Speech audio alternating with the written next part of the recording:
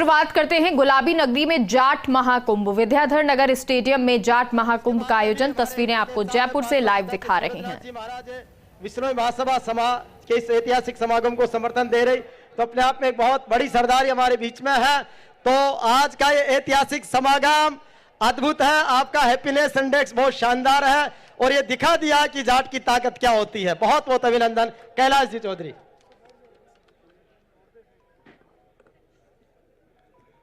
बोलो तेजाजी महाराज की, बोलो महाराजा सूरजमल जी की, बोलो भारत माता की। धन्यवाद। सबसे पहले तो मैं आज इस विशाल जाट महासम्मेलन में उपस्थित हमारे मंच पर बैठे सभी अतिथिगण और सभी संत वृंद और साथ ही उपस्थित सभी यहाँ पर जन सैलाब के रूप में आए हुए सभी जाट सरदारी के सभी प्रमुख पंचगण, आज सबसे पहले तो मैं ये कहना चाहूंगा कि आदरणीय राजा राम जी मील साहब को मैं बहुत बहुत धन्यवाद देता हूं, आदरणीय विजय पूनिया जी को और पूरी टीम को, कि इस धरती के ऊपर एक इतिहास रचा गया। आज से 25 साल पहले हम सभी यहाँ पर इकट्ठे हुए थे और उस समय मैं बहुत छोटा हुआ करता था। तब भी मैं यहाँ पर जब आरक्षण का आंदोलन था, उस समय मैं लगभग 10वीं क्लास में पढ़ता था। उस समय मैंने ऐसा जन सैलाब देखा था और उसके बाद में आज इस जाट समाज का इतना बड़ा जन सैलाब मैं देख रहा हूं, तो निश्चित रूप से मैं आज सभी उपस्थित सबको बहुत बहुत धन्यवाद देना चाहता हूं। और सबसे पहले मैं ये कहना चाहूंगा कि मुझे गर्व है कि मैं जाट हूं और मुझे गर्व इस बात का है कि मैं किसान भी हूं और मुझे गर्व है कि मैं हिंदू हूं। मुझे इस बात का गर्व है कि मैं भारतीय हूं और वास्तव में हमें अपने ऊपर गर्व होना चाहिए कि ऐसी धरती के ऊपर हमने जन्म लिया और धरती पर जन्म लेने के बाद हमने इस देश के अंदर और इस दुनिया के अंदर दिखा दिया अपने इतिहास के अंदर अपने पूर्वजों ने, क्योंकि जाट का मतलब जो होता है वो साहस होता है। उन्होंने पराक्रम करके दिखाया, जब आवश्यकता पड़ी देश के ऊपर तो देश के लिए बलिदान देना भी अगर किसी ने किया तो इस किसान कौम ने करने का काम किया। आज इस देश के अंदर आप सब जानते हैं और हम सब जानते हैं कि आज जब अगर कोई देखता है कि किसी देश के बॉर्डर के ऊपर अगर कोई रक्षा करने के लिए खड़ा है तो वहां पर भी हमारा जाट दिखाई देता है, और अगर कोई खेल के मैदान में गोल्ड मेडल लेकर आता है, वह दिखता है तो उसमें भी नाम आता है, तो जाट के और किसान के बेटे का नाम होता है, तब प्रत्येक व्यक्ति को गर्व से सीना चौड़ा हो जाता है। और आज यहाँ पर मैं आप सबसे ये जरूर कहना चाहूंगा कि हम जब समाज का आज पूरे देश के अंदर जाट समाज का और किसान कौम का जो नाम है और सम्मान है और जो एक प्रतिष्ठा है, उस प्रतिष्ठा को हमें आगे आने वाले समय के अंदर जो हमारे पूर्वज हमें देके गए, वह प्रतिष्ठा हमें आगे तक कायम रखने की अगर किसी पर जिम्मेवारी है तो यहाँ बैठे सभी हमारे कौम के सभी युवाओं के ऊपर और कौम में बैठे सभी साथियों के ऊपर है। और मैं आप सबसे कहना चाहता हूं कि मैं जब युवा की बात करता हूं तो मैं आप सभी से कहना चाहता हूं कि आज हम लगातार आगे बढ़ रहे हैं। शिक्षा के क्षेत्र के अंदर हो, चाहे प्रशासनिक क्षेत्र के अंदर हो, लगातार मैं देखता हूं कि अपने किसान कौम के बेटे आगे बढ़ रहे हैं। लेकिन जब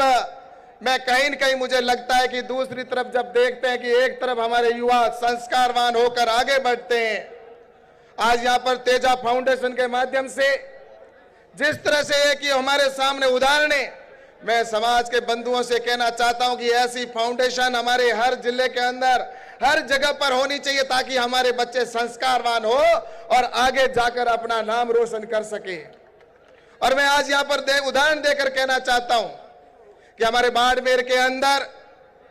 एक 50 विलेजर्स के नाम से हमारे युवाओं ने एक संगठन प्रारंभ किया और उन्होंने सिर्फ ऐसे छोटे बच्चे जो गरीब परिवार से आते हैं उन गरीब परिवारों को सेलेक्ट किया, कहा कि हम इनको आगे बढ़ाएंगे।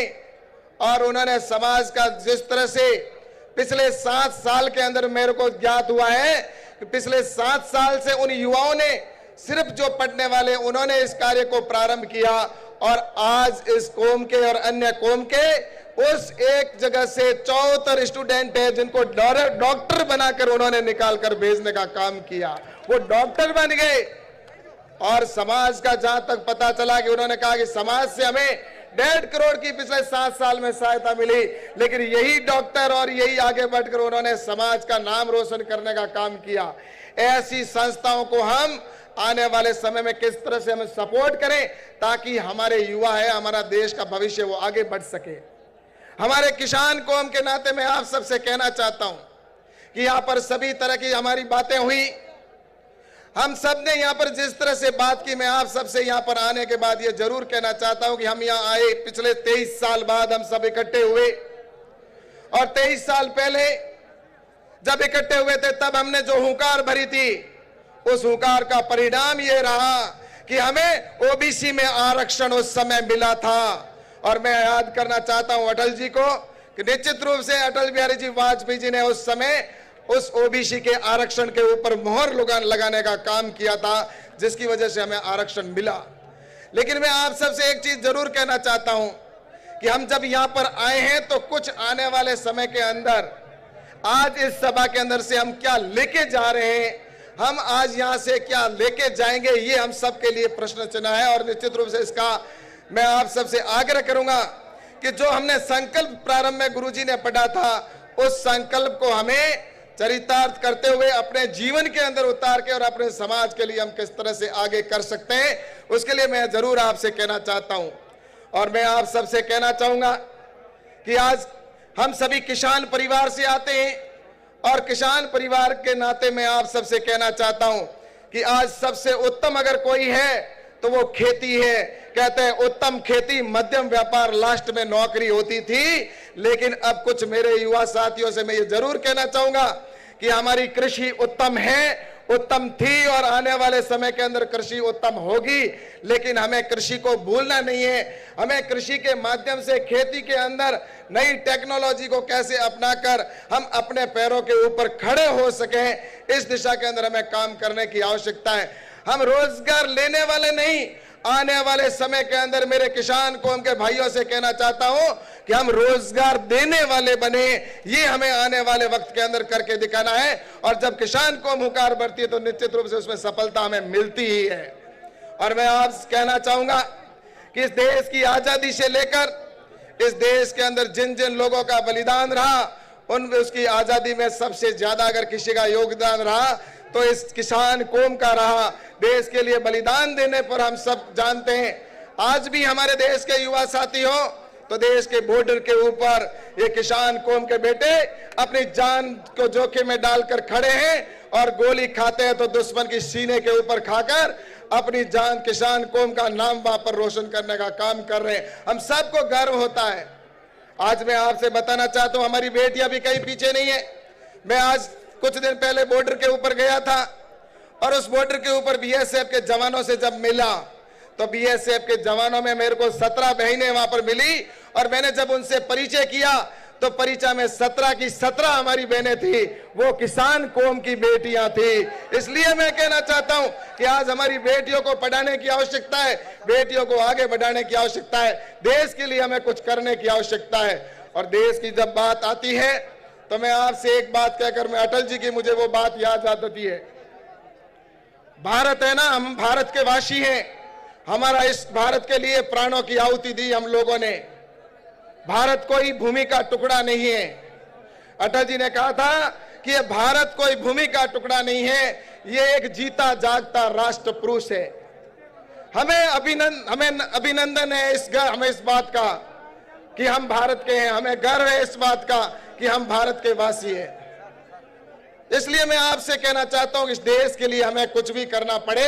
तो हमें हर समय तैयार रहना चाहिए। और किसान कौम के नाते मैं आपसे आग्रह करूंगा,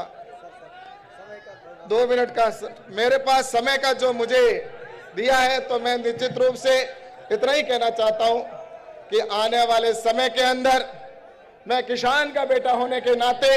निश्चित रूप से जो यहाँ पर केंद्र सरकार के जो विषय हैं